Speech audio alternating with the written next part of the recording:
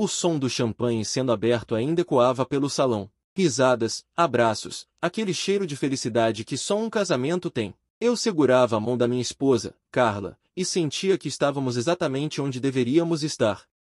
Nossos amigos, Lucas e Amanda, acabavam de se casar, e a gente estava ali, no meio daquela festa linda, celebrando o amor deles. Eu olhei para Carla e pensei, a gente também tem isso. A gente também construiu algo bonito. Mas naquele momento, eu não sabia que em poucas horas, tudo que eu acreditava sobre nós ia desmoronar. Se você já sentiu aquela sensação de que algo não está certo, mesmo quando tudo parece perfeito, você vai entender o que aconteceu comigo naquele dia. E se você quer fazer a diferença e acompanhar essa história até o fim, se inscreve no canal agora e me diz nos comentários de qual cidade você está assistindo esse vídeo. A festa estava no auge. As mesas decoradas, as luzes suaves, aquela música ambiente que fazia todo mundo relaxar. Carla estava linda, vestido azul marinho, cabelo solto, sorriso que iluminava qualquer lugar.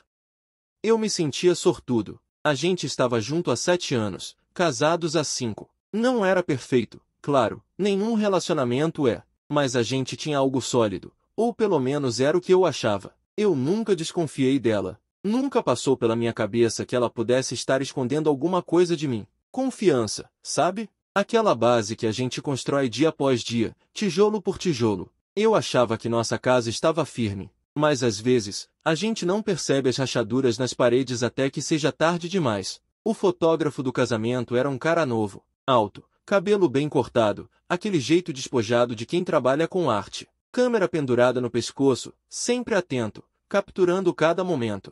Eu nem reparei muito nele no começo. Era só mais um profissional fazendo o trabalho dele, certo? Errado. Porque em algum momento da festa, enquanto eu conversava com o Lucas perto do bar, eu percebi algo estranho. Carla estava do outro lado do salão, perto da mesa de doces, e o fotógrafo estava tirando fotos dela. Mas não era só isso. Eles estavam se olhando. Não era um olhar comum, sabe? Não era aquele olhar de sorria para a foto. Era outra coisa. Um olhar que demorava demais. Um sorriso que não precisava estar ali. E quando ele abaixou a câmera, os dois continuaram se encarando por mais alguns segundos antes dela desviar o olhar e pegar um brigadeiro da mesa. Eu senti um aperto no peito. Aquele tipo de sensação que você tenta ignorar porque não quer acreditar no que está vendo. Talvez eu estivesse exagerando. Talvez fosse só coincidência. Mas alguma coisa dentro de mim já tinha acendido um alerta. Eu voltei a conversar com o Lucas, mas minha cabeça não estava mais ali. Eu estava tentando entender o que tinha acabado de ver.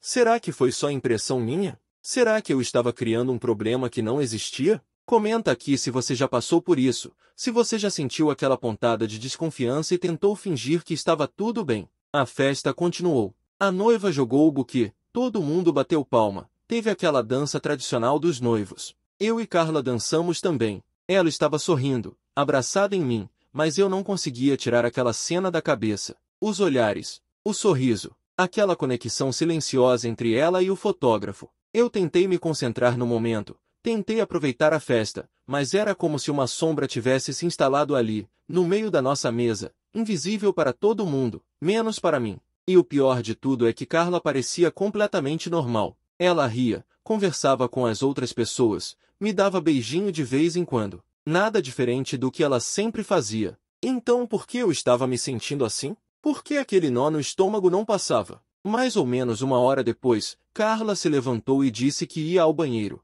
Normal, né? Todo mundo vai ao banheiro numa festa. Ela pegou a bolsinha dela, me deu um selinho e saiu andando em direção ao corredor onde ficavam os banheiros. Eu fiquei na mesa, conversando com os amigos, tentando relaxar.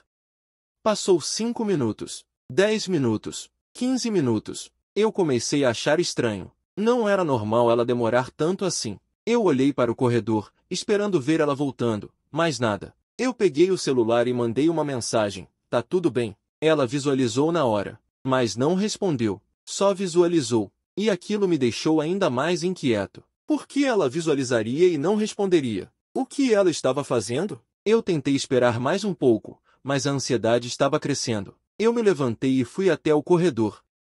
O corredor estava vazio. Silêncio. Eu bati na porta do banheiro feminino e chamei. Carla? Nada. Nenhuma resposta. Eu esperei alguns segundos e chamei de novo. Nada. Meu coração começou a bater mais rápido. Eu abri a porta devagar, meio sem jeito, e olhei lá dentro. Vazio. Ela não estava lá. Eu senti um frio na espinha. Para onde ela tinha ido? Eu voltei para o salão, procurando ela com os olhos. Varri cada mesa, cada grupo de pessoas. Nada. Carla tinha desaparecido. E quando eu olhei para o canto onde o fotógrafo estava guardando os equipamentos dele, percebi que ele também não estava mais lá. A câmera dele estava em cima da mesa, mas ele tinha sumido. E foi nesse momento que tudo começou a fazer sentido de uma forma que eu não queria admitir.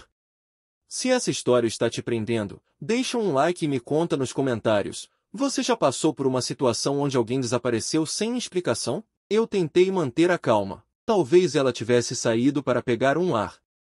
Talvez estivesse conversando com alguém do lado de fora. Mas e o fotógrafo? Por que ele também tinha sumido? Eu saí do salão e fui para o jardim do buffet. Algumas pessoas estavam ali, fumando, conversando. Eu perguntei se alguém tinha visto minha esposa. Ninguém tinha visto. Eu dei a volta no prédio, passei pela área da piscina, pelo estacionamento. Nada. Meu celular vibrou. Era uma mensagem dela. Já volto. Amor, tô resolvendo uma coisa. Resolvendo o quê? Que coisa era essa que ela tinha que resolver no meio do casamento dos nossos amigos? Eu liguei para ela. Chamou 3 vezes e caiu na caixa postal. Liguei de novo. Caixa postal. De novo. Caixa postal. E a cada ligação não atendida, o aperto no peito ficava maior. Eu voltei para o salão e procurei o Lucas. Puxei ele para um canto e perguntei baixinho: Você conhece o fotógrafo que vocês contrataram? Ele fez uma cara de quem não estava entendendo nada. Conheço. Por quê? Eu respirei fundo. Como você conheceu ele? Lucas coçou a cabeça. A Amanda que encontrou ele. Acho que foi indicação de uma amiga dela. Por quê, cara? Aconteceu alguma coisa? Eu não sabia o que responder. Como eu ia explicar que minha esposa e o fotógrafo tinham desaparecido ao mesmo tempo sem parecer louco? Eu só balancei a cabeça e disse: Deixa, depois a gente conversa. Mas eu sabia que alguma coisa estava muito, muito errada. E o pior de tudo é que eu sentia que quanto mais eu procurasse, mais verdades dolorosas eu ia encontrar. Passaram-se 20 minutos desde que Carla tinha saído para o banheiro. 20 minutos que pareciam uma eternidade. Eu estava parado no meio do salão, segurando meu celular, olhando para a tela como se ela fosse me dar alguma resposta. Mas nada. Só aquela mensagem dela: Já volto, amor. Tô resolvendo uma coisa. Que coisa? Por que ela não me ligava de volta? Por que o fotógrafo também tinha desaparecido? Eu tentava juntar as peças daquele quebra-cabeça, mas quanto mais eu pensava, mais o cenário ficava sombrio. Minha cabeça criava histórias, cada uma pior que a outra. E o pior é que eu sabia, lá no fundo, que não estava exagerando. Algo estava acontecendo, algo que eu não tinha controle. Se você já passou por isso, já sentiu esse nó na garganta de quem está descobrindo uma verdade que preferia nunca saber, deixa um comentário aqui embaixo. Você não está sozinho nessa. Eu saí do buffet e fui até o estacionamento de novo. Dessa vez, com mais atenção. Procurei o carro dela. Estava lá, no mesmo lugar onde a gente tinha estacionado quando chegamos. Então ela não tinha ido embora. Ou pelo menos não tinha ido embora no carro dela. Eu olhei ao redor.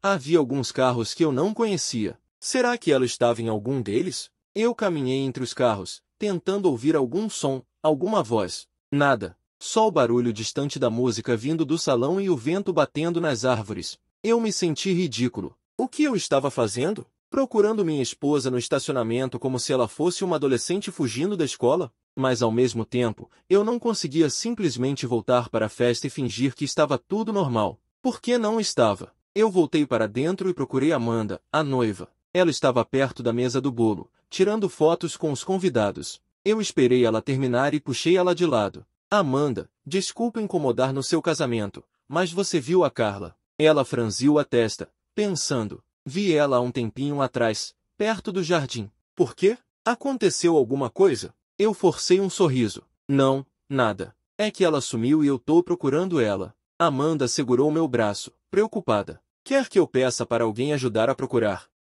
Eu balancei a cabeça. Não precisa, obrigado. Ela deve estar por aí. Mas eu sabia que ela não estava simplesmente por aí. Eu sabia que havia algo mais. E quando Amanda falou que tinha visto Carla perto do jardim, meu estômago revirou. Porque o jardim era um lugar discreto. Um lugar onde 2 pessoas podiam conversar sem serem vistas. Eu fui até o jardim pela terceira vez naquela noite. Dessa vez, com o coração batendo tão forte que eu conseguia ouvir o som nas minhas orelhas. O jardim estava vazio, ou quase. Havia um casal sentado num banco, conversando baixo. Não era ela. Eu andei mais um pouco, passando por algumas árvores, e foi quando eu ouvi vozes, baixas, abafadas, mais vozes, vindo de trás de um pequeno pavilhão que ficava no fundo do jardim. Eu parei. Meu corpo inteiro congelou. Eu queria ir até lá, queria ver quem era, mas ao mesmo tempo, uma parte de mim não queria saber. Porque se fosse o que eu estava pensando, se fosse ela ali, com ele, tudo ia mudar. Tudo ia desmoronar. E eu não sei se estava pronto para isso. Você já esteve nessa encruzilhada? Onde saber a verdade pode doer mais do que viver na dúvida? Comenta sim se você entende isso, não se nunca passou por algo parecido. Eu respirei fundo e comecei a caminhar em direção ao pavilhão. Cada passo parecia pesar uma tonelada. Meu celular vibrou no bolso. Era ela. Onde você está? Eu parei. Olhei para a mensagem. Onde eu estava? Eu estava procurando ela. Eu estava tentando entender o que diabos estava acontecendo. Eu digitei de volta, no jardim. E você? Ela demorou alguns segundos para responder.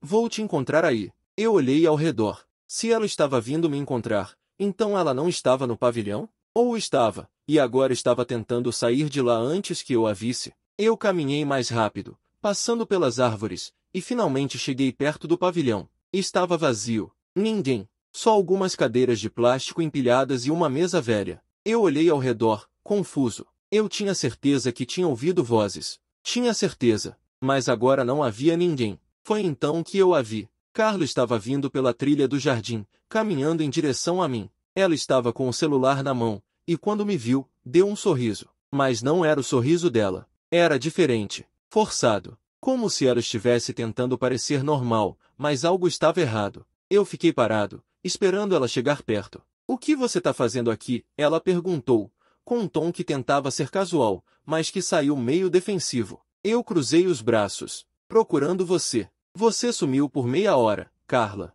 Meia hora. Eu te mandei mensagem, te liguei, e você não respondeu. Ela suspirou, passando a mão pelo cabelo. Eu estava resolvendo uma coisa, amor. Desculpa, eu não vi as ligações. Resolvendo uma coisa. De novo essa frase. Eu olhei nos olhos dela, tentando encontrar sinceridade. Que coisa? Ela desviou o olhar. Nada demais. Só uma ligação de trabalho que eu precisava atender. Trabalho. Numa sexta-feira à noite, no casamento dos nossos amigos. Eu não acreditei nela. E pela primeira vez em 7 anos de relacionamento, eu senti que ela estava mentindo para mim. Nós voltamos para o salão em silêncio. Aquele silêncio pesado, carregado, onde as palavras não ditas gritam mais alto do que qualquer coisa. Eu estava ao lado dela, mas parecia que havia um oceano entre nós. Quando chegamos na nossa mesa, eu percebi que o fotógrafo tinha voltado. Ele estava lá, do outro lado do salão, com a câmera na mão, tirando fotos dos convidados. Como se nada tivesse acontecido. Como se ele não tivesse desaparecido ao mesmo tempo que minha esposa. Eu olhei para ela. Ela olhou para ele. E naquele segundo, naquele maldito segundo, eles trocaram um olhar. Rápido, discreto, mas eu vi perfeitamente. E foi como levar um soco no estômago. Porque aquele olhar confirmava tudo. Confirmava que não era paranoia minha. Confirmava que havia algo entre eles.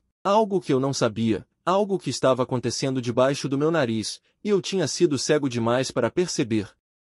Eu me sentei na cadeira, tentando controlar a respiração. Minha cabeça estava a mil. Carla sentou ao meu lado, pegou o copo de água dela e bebeu, como se estivesse com sede depois de uma longa caminhada, ou depois de uma conversa secreta. Eu não conseguia mais fingir. Eu virei para ela e perguntei, baixo, para ninguém mais ouvir. Você conhece o fotógrafo? Ela quase engasgou com a água. O quê? Eu repeti, olhando firme nos olhos dela. O fotógrafo. Você conhece ele? Ela deu uma risadinha nervosa. Não, amor. Por que eu conheceria o fotógrafo do casamento? Mentira. Eu sabia que era mentira. A forma como ela falou, a risada falsa, o jeito que ela desviou o olhar logo em seguida. Tudo gritava mentira. Eu respirei fundo, tentando não explodir ali, na frente de todo mundo. Eu vi vocês trocando olhares, Carla. Mais de uma vez. E vocês dois sumiram ao mesmo tempo. Ela ficou pálida. Por um segundo, Eu vi o pânico nos olhos dela, mas logo ela se recompôs e colocou a mão no meu braço. Você tá enlouquecendo. Eu não troquei olhar nenhum com ninguém. E eu já te expliquei, eu tava resolvendo uma coisa de trabalho. Eu tirei o braço. Não queria o toque dela naquele momento. Não quando cada célula do meu corpo estava me dizendo que ela estava escondendo algo. Então me mostra a ligação. Me mostra no seu celular a ligação de trabalho que você atendeu. Ela abriu a boca, mas nenhuma palavra saiu. Ficamos ali, os dois se encarando, num duelo silencioso. Até que ela finalmente disse, com a voz trêmula, eu não preciso te provar nada. Se você não confia em mim, o problema é seu. E ela se levantou e saiu da mesa. Eu fiquei ali, sozinho, com o barulho da festa ao meu redor, mas sentindo como se estivesse num vácuo. Ela tinha virado o jogo. Tinha colocado a culpa em mim. Como se eu fosse o errado por desconfiar, por questionar, por querer entender o que estava acontecendo. E essa é uma das coisas mais dolorosas numa situação assim, quando a pessoa que você ama te faz sentir culpado por algo que ela está fazendo de errado. Se isso fez sentido para você, deixe um like aqui. Eu olhei para o fotógrafo de novo. Ele estava guardando os equipamentos, arrumando a câmera na mochila. Parecia que o trabalho dele ali estava terminando. Eu me levantei e fui até ele. Não sei de onde veio a coragem, mas eu precisava de respostas. Quando cheguei perto, ele olhou para mim e sorriu, educado. E aí, cara? Curtindo a festa? Eu forcei um sorriso de volta. Sim, você tirou fotos ótimas. Ele agradeceu. Eu respirei fundo e soltei. Você conhece minha esposa? Ele franziu a testa. Sua esposa? Eu apontei para Carla, que estava do outro lado do salão, conversando com Amanda. Ele olhou, e por um milésimo de segundo, eu vi algo no rosto dele. Reconhecimento. Ele conhecia ela. Eu tinha certeza. Mas logo ele balançou a cabeça e disse, não, cara, não conheço. Por quê? Mais uma mentira. Eu estava cercado de mentiras. E a cada mentira, a verdade ficava mais assustadora. Eu voltei para a mesa e sentei. Meu corpo estava ali, mas minha mente estava em outro lugar. Tentando processar tudo. Os olhares, o desaparecimento, as mentiras, cada peça se encaixando de um jeito que eu não queria aceitar. Carla estava do outro lado do salão, conversando com algumas amigas, rindo, como se nada tivesse acontecido, como se ela não tivesse acabado de me olhar nos olhos e mentir. E o fotógrafo já tinha ido embora. Levou os equipamentos e saiu sem dizer tchau para ninguém. Conveniente demais. Eu peguei meu celular e abri o Instagram. Procurei o perfil dele. Não foi difícil encontrar. O nome dele estava na plaquinha que ficava em cima da mesa onde ele guardava os equipamentos. Rafael Nogueira. Fotógrafo profissional. Eu entrei no perfil e comecei a rolar o feed. Fotos de casamentos, ensaios, eventos. Nada fora do comum. Até que eu vi uma foto antiga, de quase um ano atrás. Era um ensaio fotográfico. E no meio das fotos, marcada, estava ela, Carla, minha esposa, sorrindo para a câmera, num vestido branco, num campo de girassóis. E na legenda, ensaio incrível com essa musa. Eu senti o chão sumir debaixo dos meus pés. Minha respiração ficou pesada. Eu ampliei a foto. Era ela. Não tinha como negar. Carla tinha feito um ensaio fotográfico com esse cara há quase um ano, e nunca tinha me contado. Por quê? Por que ela esconderia isso de mim? Eu olhei a data da foto. Era de uma época em que a gente estava passando por uma fase complicada no nosso casamento. A gente tinha brigado muito naquela época. Eu me lembro que ela tinha dito que precisava de um tempo para pensar, que estava se sentindo sufocada. E eu, como um idiota, dei o tempo que ela pediu. Achei que ela estava só estressada com o trabalho. Mas agora, olhando para aquela foto, eu entendia. Ela não estava estressada com o trabalho. Ela estava conhecendo outra pessoa. Ela estava se encontrando com ele. E eu não sabia de nada. Se você já descobriu algo no celular ou nas redes sociais que mudou tudo, que fez você ver a verdade de uma forma dolorosa, comenta aqui. Porque dói. Dói muito. Eu continuei rolando o feed dele, procurando mais alguma coisa, mais alguma prova. E encontrei mais duas fotos dela. Uma num café, outra numa praia. Todas de meses atrás. Todas que eu nunca tinha visto. Carla nunca postava essas fotos no perfil dela. Ela mantinha tudo escondido. E o pior, nos comentários das fotos, tinha interações entre eles. Ele comentava coisas como linda e perfeita, e ela respondia com emojis de coração. Meu estômago revirou. Eu senti uma raiva subindo pelo peito, misturada com uma tristeza profunda. Eu me senti traído. enganado, humilhado. Como ela pôde fazer isso comigo? Como ela pôde me olhar nos olhos todos os dias, me dizer que me amava, e ao mesmo tempo estar com outra pessoa? Eu tranquei o celular e coloquei na mesa. Minhas mãos estavam tremendo. Eu precisava sair dali, precisava respirar. Precisava pensar. Eu me levantei e fui até o banheiro. Entrei, tranquei a porta e encostei na pia, olhando para o meu reflexo no espelho. Eu estava pálido, os olhos vermelhos. Parecia que eu tinha envelhecido 10 anos em uma noite. E foi ali, sozinho naquele banheiro, que eu deixei as lágrimas caírem. Porque dói. Dói perceber que a pessoa que você escolheu para dividir a vida, a pessoa que você confiou de olhos fechados, está te traindo. Não é só a traição em si. É a quebra de confiança. É o sentimento de que tudo que você viveu foi uma mentira. É o questionamento de cada momento, de cada sorriso, de cada eu te amo. Será que era verdade? Ou será que ela já estava pensando nele enquanto dizia isso para mim? Eu sequei as lágrimas e respirei fundo. Eu precisava encarar isso. Eu precisava confrontá-la de verdade. Não dava mais para fingir. Quando saí do banheiro, a festa estava começando a esvaziar. Já era tarde. Alguns convidados estavam indo embora. Eu procurei Carla e a encontrei sentada na nossa mesa, mexendo no celular. Ela levantou os olhos quando me viu chegando e sorriu, mas o sorriso dela não me enganava mais. Eu sentei ao lado dela e disse, baixo, mas firme, a gente precisa conversar. Ela franziu a testa. Agora. Eu assenti. Agora. Ela suspirou e guardou o celular na bolsa. Tá bom. Vamos lá fora. Nós saímos do salão e fomos até o estacionamento. O ar da noite estava frio. Eu cruzei os braços e olhei para ela. Eu vi as fotos, Carla. Ela piscou, confusa. Que fotos? Eu tirei o celular do bolso e mostrei para ela o perfil do fotógrafo. Mostrei as fotos dela. Mostrei os comentários. Ela ficou branca. E naquele momento, eu vi a máscara cair. Ela não tinha mais como negar. Não tinha mais como mentir. Eu estava segurando a prova na minha mão. Ela fechou os olhos e respirou fundo. Quando abriu de novo, havia lágrimas. Eu posso explicar. Eu dei uma risada seca. Explicar?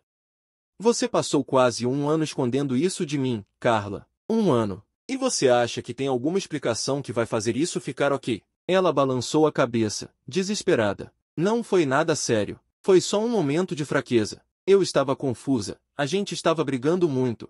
E ele apareceu e me ouviu, e eu. Ela parou, engolindo o choro. Eu cometi um erro. Um erro. Como se resumir meses de mentiras e encontros escondidos fosse só um erro. Eu olhei para ela, tentando entender.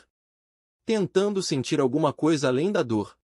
Mas eu só sentia vazio. Você ainda vê ele? Ela hesitou. E aquela hesitação foi a resposta. Carla, você ainda vê ele? Ela abaixou a cabeça. A gente se fala. De vez em quando. Eu senti meu mundo desmoronar de vez. Não era algo do passado. Não era algo que tinha acabado. Ela ainda estava em contato com ele. Ainda mantinha aquela conexão. E hoje, no casamento, eles se encontraram de novo. Trocaram olhares. Desapareceram juntos. E ela estava me dizendo que era só um erro. Você dormiu com ele? Minha voz saiu trêmula. Eu não sabia se queria ouvir a resposta. Carla ficou em silêncio. E o silêncio dela disse tudo. Eu dei um passo para trás, sentindo como se tivesse levado um soco. Carla. Ela começou a chorar, tampando o rosto com as mãos. Foi uma vez. Só uma vez. Eu juro. E eu me arrependi tanto. Eu te amo. Eu sempre te amei. Foi um momento de fraqueza, e eu levantei a mão, pedindo para ela parar. Eu não conseguia ouvir mais. Eu não conseguia processar.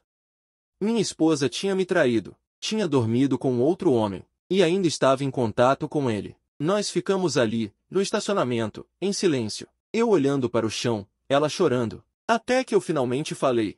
Você falou com ele hoje, no jardim. Ela sentiu, sem olhar para mim. Ele me mandou mensagem quando chegou aqui. Disse que precisava falar comigo. Eu tentei ignorar, mas ele insistiu. Então eu fui até lá, só para pedir para ele me deixar em paz. Eu juro que foi só isso. Eu não queria que você descobrisse assim. Mas eu tinha descoberto. E agora não havia volta. Não havia como desfazer. Não havia como apagar.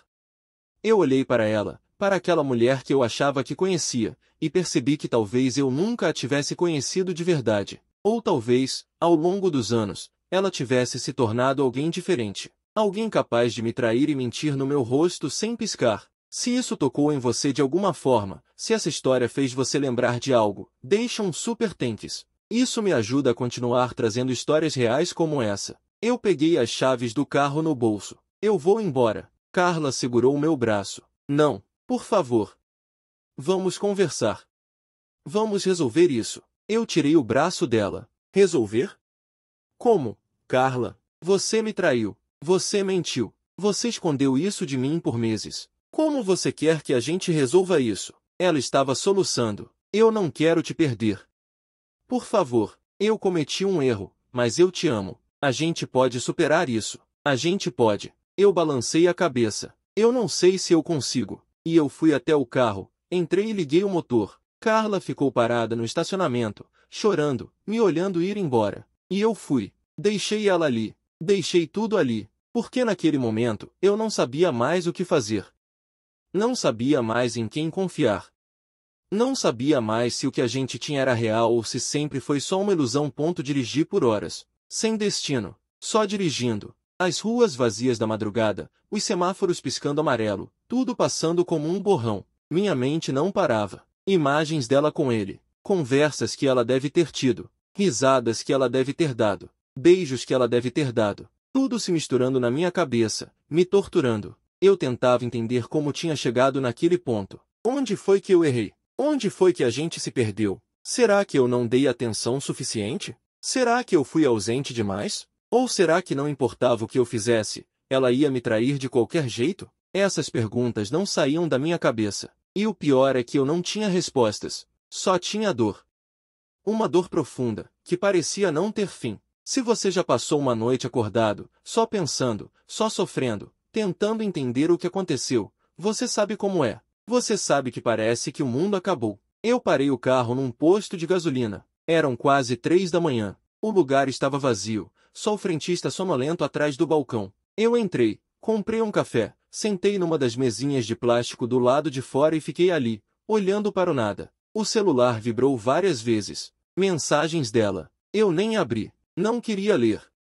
Não queria ouvir desculpas. Não queria ouvir que ela me amava, porque se ela me amava de verdade, ela não teria feito isso. Amor não trai. Amor não mente. Amor não esconde. E o que ela fez comigo não foi amor. Foi egoísmo. Foi covardia. Foi falta de respeito. E eu merecia mais do que isso. Eu sempre soube que merecia mais, mas a gente se acostuma, sabe? A gente se acomoda. A gente acha que está tudo bem porque não quer encarar a verdade. Mas a verdade sempre aparece. Sempre. Eu peguei o celular e finalmente abri as mensagens dela. Eram 17. Todas desesperadas. Por favor, me liga. A gente precisa conversar. Eu te amo. Não faz isso comigo. Eu sei que eu errei, mas a gente pode superar isso. Superar. Essa palavra me irritou. Como se fosse só uma fase, só um obstáculo no caminho. Ela não entendia. Não era sobre superar. Era sobre confiança. E confiança, quando quebrada, raramente volta a ser o que era antes. É como um copo. Você pode colar os pedaços, pode até usar ele de novo, mas as rachaduras vão estar lá. E cada vez que você olhar, vai lembrar de quando ele quebrou. Eu não queria viver assim. Não queria olhar para ela todo dia e lembrar da traição. Não queria questionar cada saída, cada demora, cada mensagem. Isso não era vida. Isso era prisão. E eu já estava me sentindo preso há tempo demais. Eu respondi só uma mensagem. Eu preciso de tempo. E desliguei o celular. Eu não sabia quanto tempo eu ia precisar. Dias? Semanas? Meses? Talvez nunca fosse tempo suficiente. Talvez não existisse tempo que curasse aquilo. Mas eu precisava tentar. Precisava respirar. Precisava pensar com clareza. Longe dela. Longe de tudo. Eu liguei o carro de novo e fui para a casa da minha mãe. Bati na porta às 4 da manhã. Ela abriu assustada, de roupão, e quando me viu ali, com a cara que eu devia estar, ela me puxou para dentro e me abraçou. E eu desabei. Chorei como uma criança. Ali, nos braços da minha mãe, eu deixei tudo sair. A dor, a raiva, a tristeza, a humilhação, tudo. E ela não disse nada. Só segurou minha cabeça no ombro dela e deixou eu chorar. Porque às vezes é isso que a gente precisa. Não precisa de conselhos. Não precisa de palavras. Só precisa de alguém que esteja ali. Só precisa de um abraço. Nos dias seguintes, eu fiquei na casa da minha mãe. Não voltei para casa. Não falei com Carla. Só pensava. Tentava organizar meus sentimentos, meus pensamentos. Minha mãe me trouxe comida, mas eu mal conseguia comer. Meu estômago estava fechado. Eu só queria dormir e esquecer.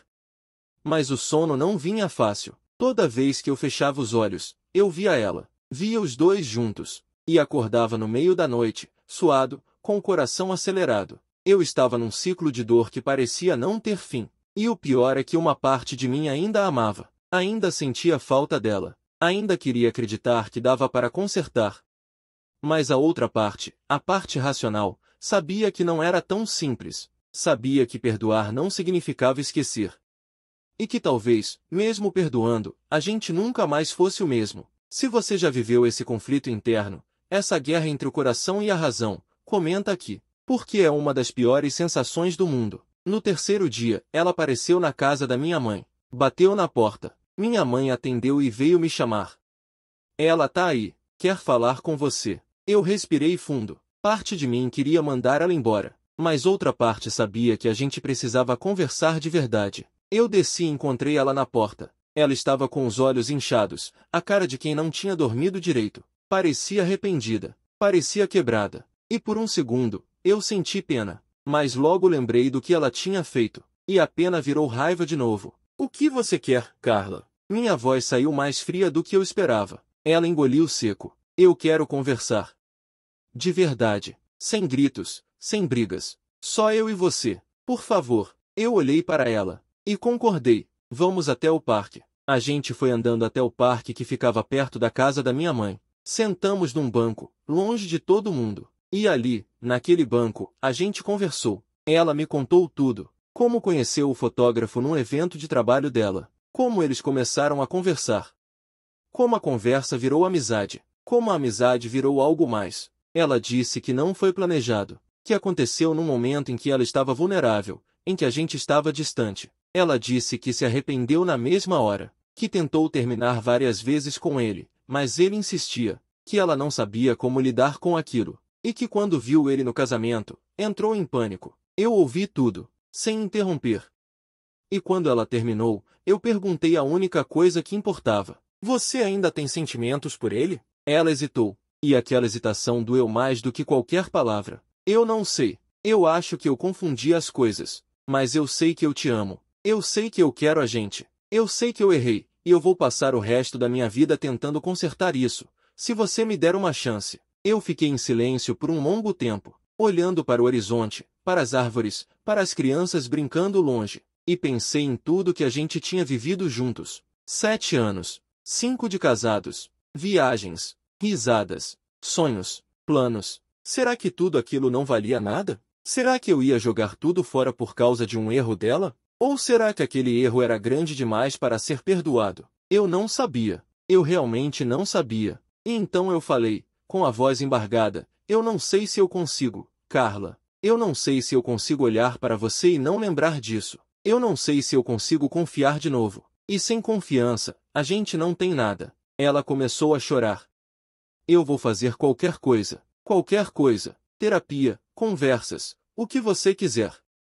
Só não desiste da gente. Por favor. Eu olhei para ela. E pela primeira vez desde aquela noite, eu senti que talvez houvesse uma chance. Uma pequena chance. Mas também sabia que ia ser o caminho mais difícil da minha vida. Eu não dei uma resposta naquele dia. Disse para ela que eu precisava de mais tempo. Que a gente não podia resolver 7 anos em uma conversa. Ela concordou. E a gente se despediu ali, no parque, sem saber o que o futuro reservava. Eu voltei para a casa da minha mãe. Ela voltou para a nossa casa. E a vida continuou. Meio suspensa, meio incerta, mas continuou. E nos dias seguintes, eu comecei a pensar diferente. Comecei a perceber que talvez a dor fizesse parte do processo. Que talvez eu precisasse sentir tudo aquilo para poder decidir com clareza. E que, no final das contas, a decisão era minha. Só minha. Ninguém podia me dizer o que fazer. Ninguém podia dizer se eu devia perdoar ou não. Porque cada história é única. Cada dor é única. E cada decisão também é. Se essa história te tocou de alguma forma, se você está passando por algo parecido, saiba que você não está sozinho. E que, seja qual for a sua decisão, está tudo bem, porque você merece ser feliz.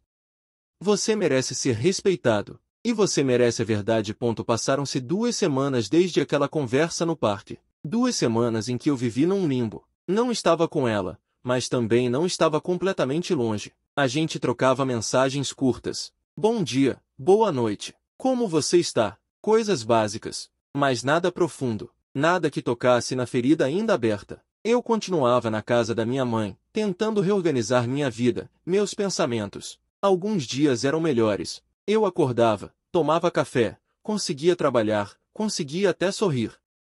Outros dias eram terríveis. Eu acordava e a primeira coisa que vinha na minha cabeça era a imagem dela com ele. E o dia já começava perdido. Eu já tinha ouvido falar que superar uma traição era um processo longo e doloroso. Mas ouvir e viver são coisas completamente diferentes. E eu estava vivendo cada segundo daquela dor. Cada pensamento invasivo. Cada dúvida que surgia do nada. Você já passou por isso? Por esse processo de tentar se curar, mas sentir que a ferida continua sangrando? Deixa nos comentários. Por que compartilhar ajuda? Ajuda a gente se sentir menos sozinho nessa jornada. Eu marquei uma terapia. Algo que eu nunca tinha feito antes na vida. Sempre achei que terapia era para quem tinha problemas sérios, sabe? E eu nunca me considerei alguém com problemas sérios. Mas agora eu estava ali, sentado numa poltrona confortável, na frente de uma psicóloga que me olhava com atenção. E pela primeira vez, eu falei tudo. Sobre a traição, sobre a dor, sobre a raiva, sobre a confusão. Sobre como uma parte de mim queria perdoar, mas a outra não conseguia esquecer. E ela me ouviu, sem julgar. Sem dar respostas prontas. Só ouviu. E no final, ela disse algo que ficou na minha cabeça. Você não precisa decidir agora se vai perdoar ou não. Você só precisa decidir se quer tentar. Porque perdão é um processo. E às vezes, a gente só descobre se consegue perdoar quando tenta. Aquilo fez sentido. Eu não precisava ter todas as respostas agora. Eu só precisava dar um passo de cada vez. Naquela noite, eu liguei para Carla. Ela atendeu no primeiro toque. A voz dela estava ansiosa. Oi, eu respirei fundo. Oi, eu tava pensando. A gente podia tentar fazer terapia de casal. Não tô dizendo que eu já perdoei. Não tô dizendo que vai dar certo. Mas eu quero tentar. Quero ver se a gente consegue reconstruir isso. Do outro lado da linha, eu ouvi ela começar a chorar. Mas era um choro diferente. Era um choro de alívio. Eu vou fazer tudo o que for preciso. Eu prometo. E a gente marcou a primeira sessão. Eu não sabia o que esperar. Não sabia se ia funcionar. Mas eu sabia que se eu não tentasse, eu ia passar o resto da vida me perguntando e se. E eu não queria viver assim. Eu queria, pelo menos, tentar. E se não desse certo, eu saberia que fiz o meu melhor, que dei uma chance, que não desisti sem lutar. As primeiras sessões de terapia de casal foram difíceis, muito difíceis. A gente precisava falar de coisas que doíam, coisas que a gente tinha evitado por anos. Eu descobri que, muito antes da traição, o nosso casamento já tinha problemas. Problemas de comunicação, problemas de expectativas não faladas, problemas de distância emocional. Eu trabalhava demais. Ela se sentia sozinha. Eu achava que prover era suficiente. Ela precisava de presença. E aos poucos, a gente foi se distanciando, sem perceber. Até que uma outra pessoa apareceu e preencheu aquele vazio que eu deixei. Isso não justificava a traição. Não mesmo. Mas me ajudou a entender o contexto. Me ajudou a ver que a gente tinha construído um casamento frágil. E que se a gente quisesse reconstruir, precisava fazer diferente. Precisava ser honesto. Precisava estar presente. Precisava realmente se conectar. E isso dava medo. Porque era mais fácil culpar só ela. Mas a verdade é que a gente tinha falhado junto. De formas diferentes, mas tinha falhado. Carla cortou todo o contato com o fotógrafo. Bloqueou ele de todas as redes sociais. Trocou o número do celular. Mostrou para mim que estava comprometida. E aos poucos, muito aos poucos, eu comecei a confiar de novo. Não era uma confiança cega como antes. Era uma confiança consciente. Uma confiança que eu construía dia após dia, observando as atitudes dela, as escolhas dela. E ela estava fazendo o possível. Estava sendo transparente. Me deixava ver o celular quando eu pedia. Me contava onde ia, com quem. E eu sei que para algumas pessoas isso pode parecer exagero, parecer controle. Mas para mim, naquele momento, era necessário. Era o que eu precisava para começar a me sentir seguro de novo. E ela entendeu. Ela não reclamou. Ela aceitou que tinha quebrado a confiança e que reconstruir ia levar tempo. E paciência. Muita paciência. Se você está tentando reconstruir um relacionamento depois de uma traição, deixa um like aqui. Porque eu sei o quanto isso é difícil. Eu sei o quanto cada dia é uma escolha. 6 meses se passaram desde aquela noite no casamento. 6 meses de terapia, de conversas, de choros, de reconstrução. A gente ainda não estava perfeito. Ainda havia dias difíceis. Dias em que eu acordava e a imagem da traição voltava. Dias em que eu duvidava se tinha feito a escolha certa. Mas também havia dias bons. Dias em que a gente ria junto de novo. Dias em que a gente se olhava e sentia que estava valendo a pena. Que a gente estava criando algo novo. Algo mais sólido. Algo mais honesto. E eu aprendi que perdão não significa esquecer. Perdão significa escolher não deixar aquilo definir o resto da sua vida. Significa escolher seguir em frente, mesmo carregando a cicatriz. Porque cicatrizes fazem parte da nossa história. E a gente não pode apagar o passado. Mas a gente pode decidir o que fazer com o futuro. E eu escolhi tentar. Escolhi dar uma chance para o amor que a gente construiu. Para os 7 anos que a gente viveu. Para os planos que a gente tinha. E até agora, mesmo com toda a dor, eu não me arrependo dessa escolha. Hoje, quando eu olho para trás, para aquela noite no casamento, eu vejo tudo diferente. Eu vejo como a gente estava perdido. Como a gente tinha deixado o casamento no automático. Como a gente parou de se olhar, de se ouvir, de se importar.